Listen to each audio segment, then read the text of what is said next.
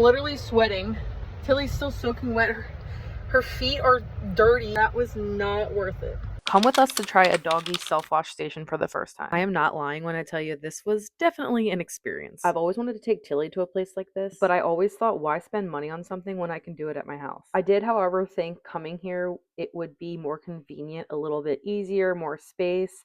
But I definitely was in over my head. Tilly's never been a fan of water, let alone even getting a bath. So trying to get her in here was a little stressful. Eventually got her in there, but they have these slips that you put onto them so that they don't jump out of the tub. For some reason, I felt like it was in such an awkward spot. I really couldn't move her around, and honestly, I could barely even reach her. And you can see right there that the hose ended up breaking, so I had to figure out how to fix that. I ended up taking the slip off of her. I felt like it was a couple inches just too short. I literally could not move her around. And obviously the whole point of that is so that they don't jump out, and as you can see, she ended up jumping out. Got her back in the tub, and I ended up putting the slip right back on her because I didn't need her jumping out of the tub again. I'm not gonna lie, I have given Tilly plenty of baths, but this has to be the worst bath I probably ever gave her. At this point, I'm pretty sure we were both overstimulated, and I could not wait for this to be over, and I know she definitely could not wait for this to be over as well. Next up is the drying process. This was also something that was new to us. You can check out my latest reel on how I slowly introduced the professional dryer to Tilly. One thing I did know before going in here is that I needed to reward constantly. I wanted to keep reminding her that this wasn't scary. So the drying process